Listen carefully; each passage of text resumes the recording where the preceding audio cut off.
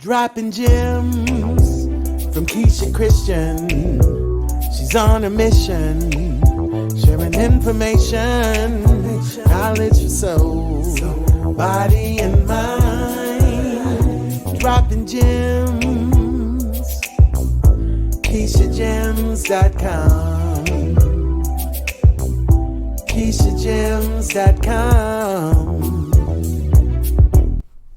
Welcome to Just Dropping Gems, proud partner of Rude Rangers Entertainment.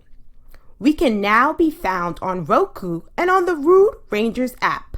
Be sure to download the app on your iOS or Android devices. Hello, everyone, and welcome to Just Dropping Gems podcast. Thank you so much for tuning in today, and I have to tell you, I have a wonderful guest on today. She is a holistic nutritionist, and also she's board certified, which I just think is really important when going into this line or area of holistic health. So let me introduce Mary Sheila. She combines holistic nutrition, clinical Ayurveda, adrenal support, and amino acid therapy to create a unique supportive experience to her clients and students. Her passion makes nutrition concepts come to life and leads her clients and students to consistently successful outcomes. Mary Sheila, thank you for coming on the show today. I'm excited to talk to you, and I can't wait to hear all about all the wonderful things that you're doing. Thank you so much for having me. I'm so happy to be here. Yeah, so Mary Sheila, before we start, can you tell the audience, where are you from? Well, I am born and raised in California. I originally grew up in Southern California, and I have been making my home in Sonoma County, California, which is the North Bay, North San Francisco Bay. Nice. For over 20 years now. Nice. Beautiful weather, I'm sure, and beaches galore. Yes. Well, I always say Northern California has the ocean because it's colder and it's just bigger and rockier. And then Southern California has the beaches. Oh, Southern California. I'm a New Yorker, so you have to forgive me. Yeah. Yeah, no, it's all, I mean, we do have the beaches, but it's just how I kind of categorize the big long state. So, yeah. Oh, okay. All right. Well, that's beautiful. I'm sure you have beautiful views. So it always makes nice. All about holistic health, bringing in that sea breeze, that nice sea breeze, that air. So yes, getting your ions in. So, Mary Sheila, let's talk a little bit about what you do. As I was going through your bio, and I was doing a little research on you, I see that you are a board certified holistic nutritionist. What made you get into that line of work? Yeah, so I have been in the nutrition world for probably about 15 years altogether. And honestly, it was a lot to do with my own health journey, which, so many of us choose what we do because of our connection to it. Exactly. I grew up in the 70s and 80s as a child of lots of antibiotics in a big family. And I really had to regain my health after all of that experience. I was on antibiotics a lot all growing up. And then when I was 19, I had to get my tonsils out because I was unable to overcome some of my health challenges. And really what happened for me was I moved to Sonoma County, which is a big agricultural community. And I found my people, my tribe, and I started farming and learning how to farm and helping with different small scale farm operations. Anywhere from, it started out babysitting one of the farmer's babies so I could get some produce. We did some trading to helping to plant and harvest and weed and all of that. But that experience gave me a completely different view and relationship and feel with food rather than looking at nutrition labels and counting calories and facts and all the things that we are sort of taught to do through societal norms and to make us all feel self-conscious about our bodies, right? Which is so prevalent, especially for women. Food became something I was growing and harvesting and cooking myself. And it was, tons of plant foods and slowly but surely just that shift and that relationship that I started to develop really started my healing journey. And I really understood the importance of food and food as medicine. And I also got into basketry for many years. And so when I started doing basket weaving, I was harvesting all of my own fibers through the forest. And in the same time, I was learning about the medicinal herbs and plants in the forest and in the ocean, and starting, so just really brought this whole big holistic picture. I mean, and that's really, holistic. That word is not just, I'm not just what you eat. It's what I eat, how I sleep, what goes on in my mind, is it positive? Yes. Is it negative? Right. Yes. Am I moving my body? All of those things. Right. And, as a life coach, right. Mm-hmm. So that was really my journey. And once I really unraveled my health picture and, rebuilt my microbiome and, changed what I was eating, I knew that I had something powerful. And then I was just really drawn to want to learn everything I could about nutrition. And that was the path I wanted to take. So I did. I started studying, and I taught at a nutrition college for many years, and I teach still a lot of classes on blood sugar because I feel like that's so foundational for transforming our relationship to food. And I see clients one-on-one and lead retreats, and I just kind of live and breathe nutrition. I love it. And also Ayurveda, which is the science of medicine from India. And it's a way I feel like it's really given me an opportunity to dig deeper and to also really connect us to the earth, because we are made of the elements, right? So we are made of air and ether and water and fire and earth. And so if we can understand how those elements are within us, and if we get too hot, well, what can we do to cool ourselves down? If we have a condition that's too dry, what can we do to moisten that up? Or too wet, how can we help dry it out? And foods have a constitution, right? Mm-hmm. And they have the elements, we have the elements. So if we synergistically and kind of intelligently listen to our innate wisdom, we can really use all of that knowledge to help keep us in balance and keep us in our flow. Yes, I love that you said that, because one of the things I actually, when I'm working with my clients or even in the books that I've written, I always focus on the mind, body, and the spirit and everything. And I always tell, especially when I'm doing speaking engagements or anything like what you just said, it's important that when we talk about living a holistic lifestyle, it's not just about what's at the end of your fork. It's like what you just mentioned. It's your mind, your body, your spirit. What are you feeding your mind? Are you intentional in the things you're doing? And I'm sure all of this you actually probably share with your students and your clients as well. So I love that. And also love the fact that our paths are very similar with looking at the relationship with food. And you realized at a young age, I might say, that there is a relationship between food as you started to feel better and you started to heal yourself. Absolutely. Yeah. And I think, that's the journey of healing, is sometimes we can't do everything all at once when we're on a path. And so it's like following maybe I'll say following the gluten-free breadcrumbs, in the direction, yeah, in the direction that you're led. And, for some people, it might even start with drinking more water, right? Mm-hmm. Getting a water bottle and drinking more water. It might start with learning how to cook. It might start with starting to exercise more or get to sleep earlier, right? And whatever that is, it's and we can feel it. And if we start listening, then we can keep listening, right? And then we can keep on that path to wellness. And it's not It's not always the easiest, and sometimes it's hard because we want to do something or we just want the yummy food that's maybe not as good for us, or we'd rather binge watch TV than go for a walk, right? Or go to sleep. Exactly. Yes. It takes discipline. It sure does. And even like what I tell some of my clients, even if you fall off or you may not you think as though you got off track, don't even be too hard on yourself. The fact that you realize it and you want to do better is what's important. And you could always start over again.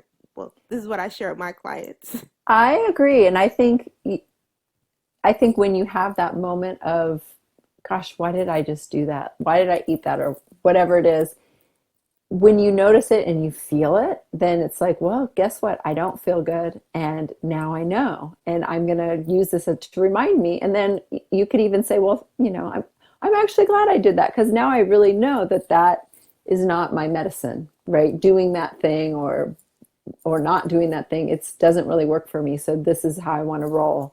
This is how I want to do things. And we have to have those reminders, because none of us is perfect. As a nutritionist, I am not perfect at all. But if I'm on my path most of the time, right? So it's like 80-20, right? Or one of my students says 85-15, and then sometimes if we're sick and not feeling well, we might be 100% zero.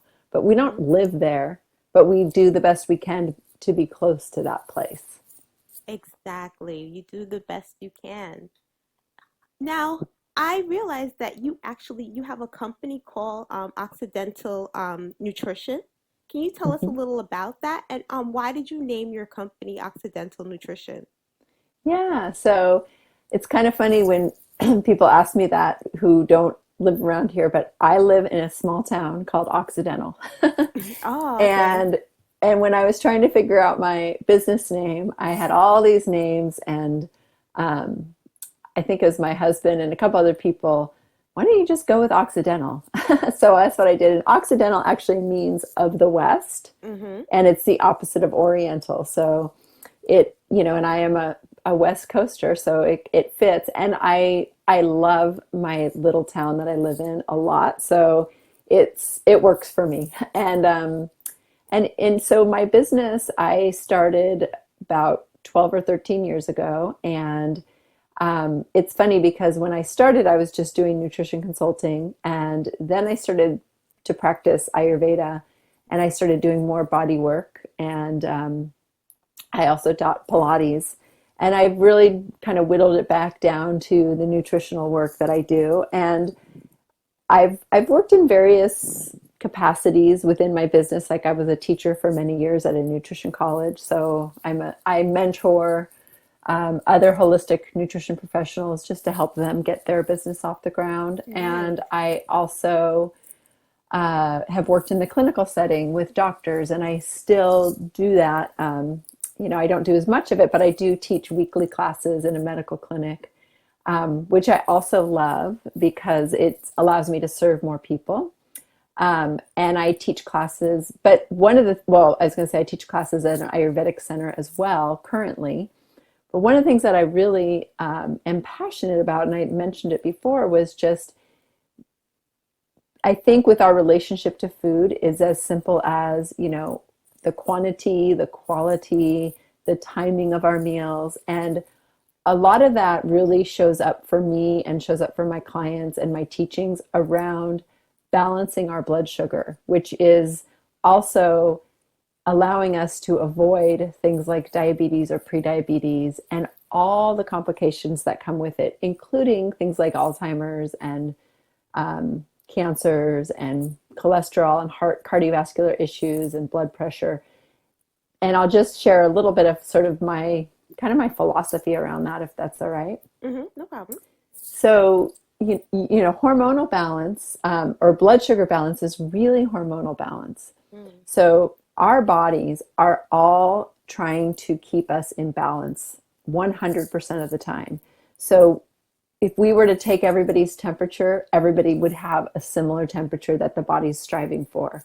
If we were to test everybody's blood sugar, the body is constantly trying to keep the blood sugar, below 100. so after we eat, the body orchestrates to bring it down. If we're getting really hungry and the blood sugar drops, the body's orchestrating to bring it back up. And same thing with temperature. If I walk outside and it's cold, my glands, my hormones, my glands are going to secrete hormones that are going to tell my cells to do something. So in the case of warming up, my hypothalamus, which is the master gland, I call it the CEO, is going to tell the pituitary, which is the manager, and it's going to send a signal to the thyroid, and the thyroid is going to release thyroid hormone, and it's going to plug into every single cell, and the cells are going to rev their engines up. Their mitochondria are going to rev up to warm us up. And once we're warm enough, that signaling is turned off. So always we're trying to keep this homeostasis in the body, and we are animals, so we have this circadian rhythm, so that we should be sleeping at night because that's when our glands need to rest and turn off as well. So ultimately, if you think about blood sugar balance, it's the body striving for keeping the blood sugar at a certain level as a result of everything that we're eating. And if we are eating it, and if we're not able to do that, like we're maybe skipping meals or eating too many carbs or not enough of this or that, or whatever it is that we're doing, if we're not doing it, if we're not honoring that, how the hormone, that our blood sugar balance, think about our blood. Our blood travels through every nook and cranny in the body because it has to nourish all of our cells. It's carrying oxygen. It's carrying the vitamins and minerals. The way that our nutrients flow is through the waters of our body, through the rivers, through our lymph, through our blood channels. I like how you said that, the waters of your body. I never thought of it like that, but it is. Your blood is like that. I'm sorry. Exactly.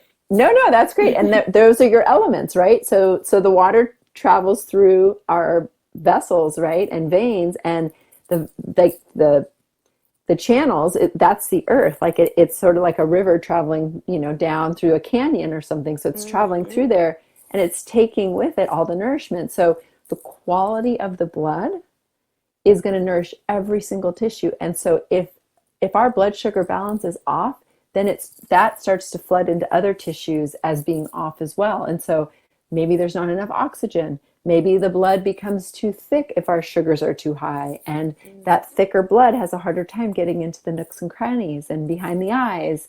And so then we start having this blood that's a little stickier, and the heart has to work harder, and it kind of creates more like congestion in the brain, and blood pressure starts to get high because it's having to work harder to push this stickier, thicker blood. So for me, like getting a handle on, well, how do you best balance your blood sugar?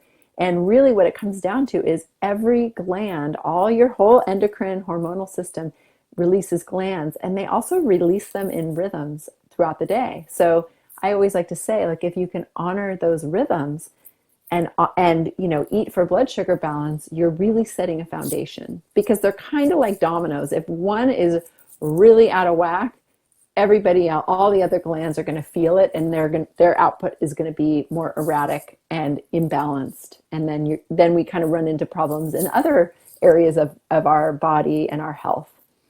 Yeah. So it's really connected. Yeah, I'm thinking about as you're talking, how every single function of our body is connected. If Totally. one thing is out of whack, that will just send our body out of total imbalance. Yeah. So it's so important when we talk about holism to look at your whole self. Because as you mentioned earlier, if your the blood is too thick, it could actually affect your brain now. Now Yes. we're dealing with brain fog and not being able to think clearly, and not being able probably to get your ideas out as you would like to. It could affect your speech. And then looking at that, how could that affect interpersonal? Because I'm thinking like way beyond even like what you put in your mouth, how it then could affect you with interpersonal relationships. You know what I mean? Due to Absolutely. you having brain fog or whatever you chose to do, or how you choose to live your life. That's why it's important to be mindful of these things. Is that something that you actually teach, mindfulness? I do actually. I've been teaching a mindful eating class for, I don't know if it's 4 or 5 years, and we were talking about it in the class because I've had some people coming to the class, for years now, on and off, and mindfulness, and I call it mindfulness in action. To me, mindfulness is that pause between doing things that allows us um, to make a choice, right? Because a lot of times we're just doing things on autopilot. Mm-hmm. And mindfulness also is, over time, I also feel like it's setting ourselves up with habits and routines that lead us to success. And it's, again, that process. And if I could just share a story, because this is a good one. Oh, There, go I ahead. have this couple that started coming to my mindful eating class, and he had just retired, and as a bus driver, and he was diabetic and on a lot of medications, and overweight, and kind of had a lot going on. And between the two of them, food was not a priority. It was just, get me some food when I need food, and let's sit down in front of the TV. And they didn't have their system set up. She worked, she was a lawyer. She would work all day until she had to go to the courthouse and just grab some fast food on her way. So it was very mindless, their relationship to food. And he had an aha moment because he was starting to have some pretty severe health problems. He had just retired, kind of felt depressed, right? There's that brain fog. Mm-hmm. And didn't eat for a few days, and the brain fog kind of lifted. And he realized, this, I have a choice to make right now. I'm at a crossroads. If I keep doing what I'm doing, I'm probably not going to be here much longer, or I could change my ways. So they started coming to my mindful eating class. And so mindfulness, to me, another piece of it is empowerment through education, right? The more we know, right, for me, and you probably have things like this around your life coaching, like the more that we know about the body and how it works and our physiology, and ultimately how our food meets our physiology, the more we are empowered to make choices that are going to be beneficial to the body, right? Exactly.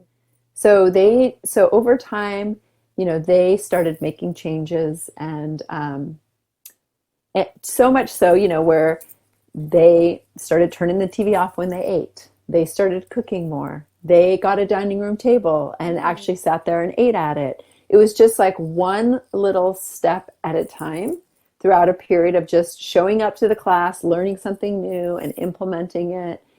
And the thing too, when it comes to mindfulness, when it comes to wanting to change and support our life, again, like with your clients or with my clients, I always say we have to go deeper than weight loss. We have to discover our big why. Like, Yes. why do you want to be healthier? So for these this couple, they had kind of figured out their why, and he wanted to go hiking more. And he did. He started walking, he started hiking, and he started being able to move more easily in his body. So then one day we were in class, and she showed up and he wasn't there. And I said, oh, where's Mark? And they're okay, because they're okay me talking about him, because they gave me a testimonial. But I said, where's Mark? And she said, oh, he's backpacking. And I was like, Aw. oh my gosh, I know. And when he came back, he said, look, I never even thought I would be able to do that. It was always a dream of mine. But before, I was a guy that couldn't get off the ground. There's no chairs in the wilderness. I didn't think it was possible for me. And then a couple of weeks later, she came in to class and she had band-aids on her knees. And I said, oh no, what happened? And she kind of, had this little, it was like a little girl smile. And she said, well, I joined an indoor soccer club. And again, it was something she had done as a kid. It was one of her loves, but she never thought she could do that again. So between the two of them, they lost 250 pounds. Wow. Yeah. And it wasn't like, here, be on this diet. It was through mindfulness. It was through just making changes and listening to their bodies, and, paying attention to their meals, being mindful and present to the food that they were about to eat. Yeah. And Yeah. And I mean, and, and with that, like, that's great. But, he got off his sleep apnea machine, and he was able to, with his doctors, get off of all of his medications. And, so there was just all these benefits. Like, yes, the weight loss is great, but they're living their lives, right, in a completely different, healthy, fun, more invigorating, vital way. Yes, nice. So they didn't lose weight per se, they released it. Yeah, Mm-hmm. That's what I prefer to say. You release it. So like that's awesome. so I know if anyone like comes to me for weight loss, I don't focus on that, because a lot of times when you have that weight on you, other things going on, like with the couple you just mentioned, they had other things going on in their lives, and they were on autopilot, so just started to pile up when you start doing things mindlessly. Hmm. The weight translates into that mindless living. Yeah.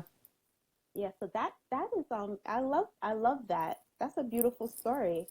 Now, Yeah. as I understand, you are having a retreat coming up in March, I 21st am. through 28th. It actually looks really nice. So can you tell us a little about this retreat that's taking place? Yeah. So I am teaching or hosting a retreat with a friend of mine, my friend Talia Lutzker, who's also an Ayurvedic practitioner. And this retreat is called Rest and Digest, and it's a spring equinox Ayurvedic retreat. And it's in Chicala, Mexico.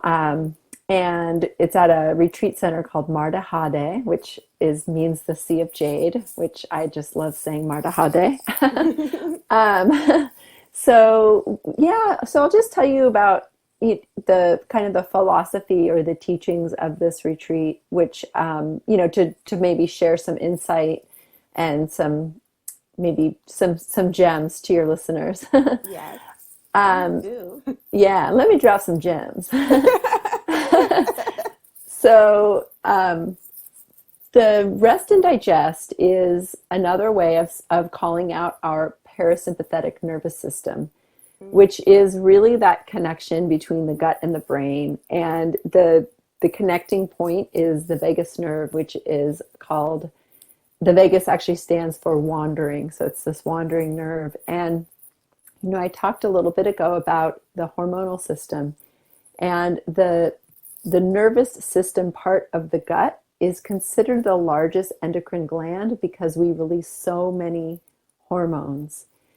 And so it really is our second brain because of all of the hormones. And we do actually have our gut instincts, and we do and can, feel into that space, when making choices, right? And again, kind of like we were talking before, is, the more like the blood is, the more that we have our health, the more we can kind of hear those signals. Because sometimes the foods and things that we do kind of numb us to actually feeling in the body more. And that could be, energetically and spiritually as well as physically.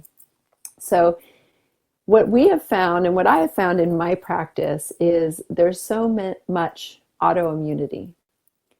And the autoimmune picture is usually begins with something that we call leaky gut, where the plumbing of our digestive tract has leaks in it.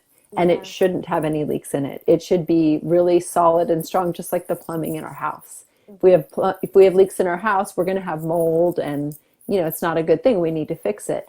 So that lining, that nervous system, is what we turn on when we're calm, when we're maybe meditated, when we are mindfully eating, right? So we've got all this protective barriers that are lining that digestive tract to really protect the nervous system.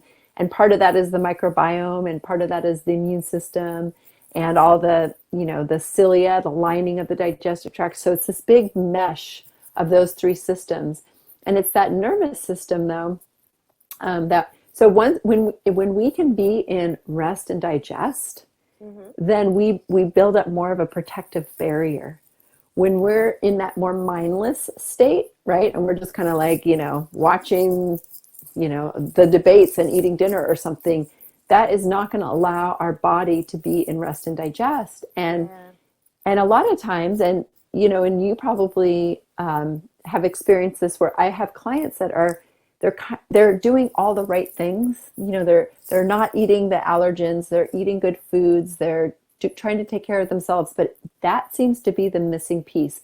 How can we calm the nervous system to help bring you into that, rather than fight or flight, which is the sympathetic nervous system, into rest and digest? And the beautiful thing is Ayurveda, which is the science of medicine from India, is all about self-care and creating routines that are calming. And there are things that you do for yourself. So it's not about outsourcing and going to see somebody. And, yes, it could be about getting a massage, but, unless you can, most of us don't get a massage every single day, but we can actually do a self-massage, which in Ayurveda is called abhyanga, and it's oiling your body on a daily basis. And it's a form of nourishment, it's soothing, it's calming, it's self-love, and it helps us to be I love in that you place. brought that up, because this is something I actually do just about every day. But go ahead. Nice. I'm sorry. No, that's great. While you're talking.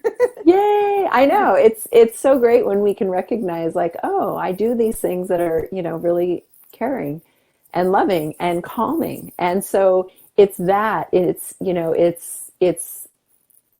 paying attention to our sleep. And if sleep is off, like, how do we work on that? And it's paying attention to eating meals and eating regular meals, so that we're not in this, kind of hunger depleted state. It's right now we're in this time of information, which is awesome but overwhelming. And sometimes the question is like, I don't know what to eat. What should I eat? Should I jump on the keto bandwagon? Should I be vegan? Should I, it's confusing. And again, diets work for most people some of the time. It doesn't necessarily mean you need to do it forever, but it's about listening. And again, that's kind of a lot of the core principles that we're teaching, is we have the elements within us. If we're stressed out, that often leads to heat, and heat leads to dryness, right? And if something's too dry, it can easily become cold, right? Heat leads to inflammation, and inflammation is an inflammatory immune response, can sometimes lead to, either low immune or hyperimmune in the case of autoimmune. Wet, leads to mucus, right? And also immune dysregulation. So it's about kind of saying, okay, who am I? Where am I right now? And what do I need? Do I need hot? Do I need cold? Do I need wet or dry? Like, what do I need? And how can I get that? And how can I create calm? Because that is, a lot of my clients who've had autoimmune, they do all the right things, but it's really until they heal their relationship or with themselves emotionally, or have, share more self-love with themselves, boost their, just their self-esteem, forgive others in their lives.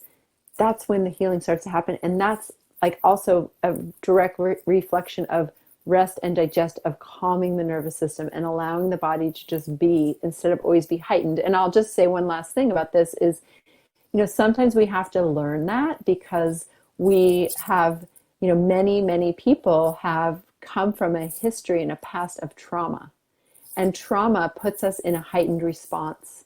And so again, over time, learning these skills helps the body to feel more safe and calm. So that's really what we want to teach, is the tools of rest and digest, and of Ayurvedic nutrition, and so that we can help people to tap into that space, which is very healing and what the body needs. Oh, nice. That sounds like, that's amazing. That's going to be an amazing retreat. So yeah, we're really excited. I'm excited for you. That sounds, I wish I could come. This one, I know. Well, there's a few spaces left. Actually, I'll be on a business trip at that time. So I wouldn't Oh, be able good. to attend, but that just sounds amazing. I'm just imagining myself on the beach I and know. just learning because I love learning about Ayurveda practices and all of that. So that's my thing, learning about your kapha and your pitta and your vita and all of that. And Yeah. um, I loved it, and that was part of my we did touch on that when I was doing my herbal studies, Uh-huh. so that was I love learning about all of that, and even like meditation and involving your chakra system. I love how you brought in you also talk about your rest. It's Hmm. important, especially in our society. I don't know why, especially in New York. I live in New York, the city that never Yeah, sleeps, you know? totally. So learning too, not to be, you don't have to be on the go all the time. There's a Hmm. season for everything. There's a season for you to rest. And what you mentioned earlier about the circadian rhythm, learning your body's circadian rhythm and resting and knowing what time to go to sleep and what time to be up is very, all of these things help with your health. And you know I'm so happy to have someone on to have this discussion with, because people don't realize that you need to give yourself time to sleep. And although Yes. you didn't mention this, when you talked about the oiling, that's also part of self-care. So we sometimes when people think of self-care, they just think, oh, of getting a massage or something like that. But no, it could be, being loving and caring and kind to yourself. Yeah. So I love how you actually work that in. So even though you are a holistic nutritionist, you're not just focusing on food, but other areas of Yeah. one's life. I really like that. Yeah. I Hmm. have Yeah, a I mean, question to ask you uh-huh. that I was curious about, because you talked about um you know not letting your body become depleted. So how do you feel about fasting?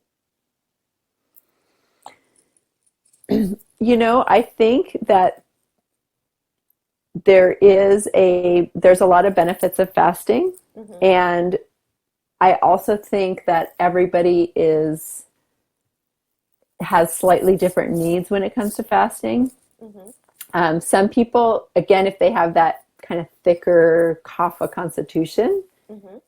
it's not going to be as depleting as maybe somebody who is maybe has a faster metabolism, Mm. um, and doesn't have as much, uh, like meat on their bones in a sense to do that.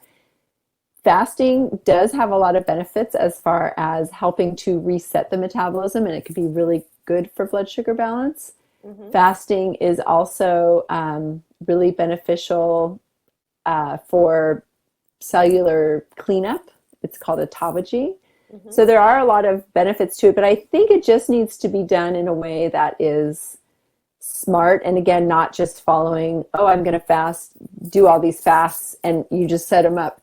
If you don't want to be super busy and stressed out when you're fasting, um, but there are a lot of benefits to it. So I'm a fan of it. I think it can be great, and I just think too is just listening to your body and doing it in a responsible way. And then one of the things we see out in the world right now are a lot of like hacks to fasting, right? So putting oils and fats and blending them into your morning beverage can be a hack to get some nutrition. It's not fasting, but it's just changing things up in the body, or doing fasting and drinking broths on the day that you're fasting just to Mhm. get some nourishment, so it's not completely nothing. So that might be for somebody who doesn't have as many reserves as somebody else maybe who does. So it's Mhm. really just looking at each person and doing what works for each person, I would say. And that's sometimes the guide. Having a guide to support you in your fasting journey can be helpful, just to know if it's right for you.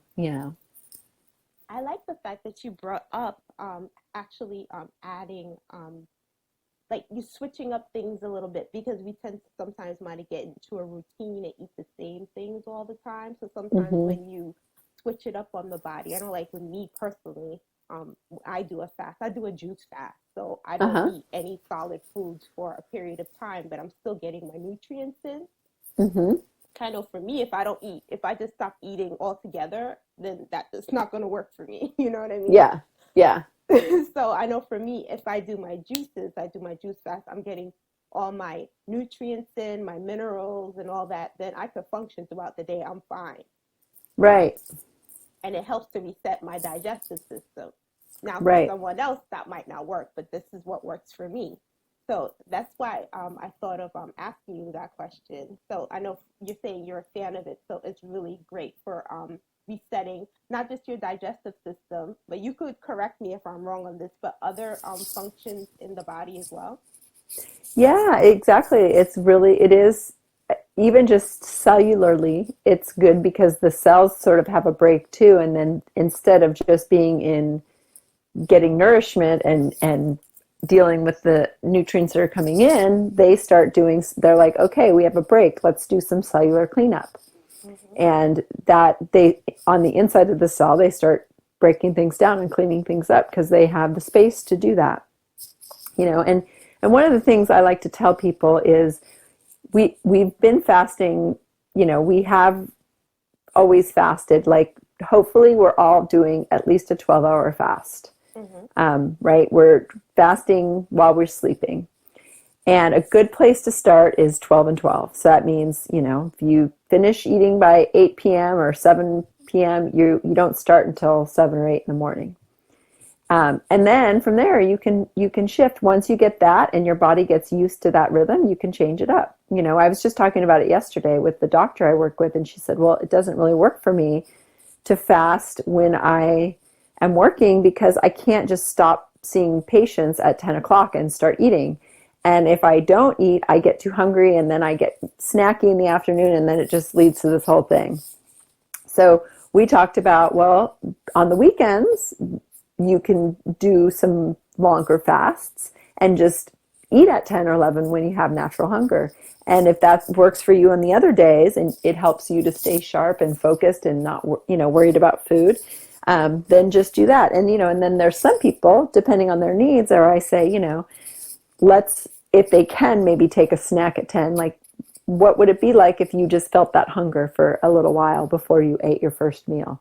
Can you just be with that hunger and feel that hunger? And sometimes they're like, yeah, you know what, I'll try it. And then all of a sudden they're like, I'm actually eating my first meal at 10 or 11 and I'm feeling really good in the morning until then. So it's very individual, and it's a journey. You see people, they're like, oh, I'm doing a 20-hour fast or a 24-hour fast or, big things, but we don't have to start there. We can start where we are and then experiment and play one day at a time. Yes, exactly. It's all individualized, so it's up to that person and their constitution and basically how their body functions. And as you mentioned before, it's all about listening to your body, really tapping in and listening to what your body's asking for, because your body will Yes. tell you what it needs. Yes. Yes. Well, Mary Sheila, thank you so much. This was a wonderful conversation. I really had a good time talking with you. Can you share with the audience your social media, where they can find you, your website, all that good stuff? Absolutely. So, and thank you too. I really enjoyed speaking with you. I can be found, so my name is Mary Sheila Ganella, and I have a website called Occidental Nutrition. That's OCCIDENTAL. And I'm also on Facebook as Occidental Nutrition, and I have a YouTube channel called Occidental Nutrition. And on my Facebook and my YouTube, I do a lot of cooking videos where I'm in my kitchen and I'm teaching and sharing and just showing really cool little simple recipes.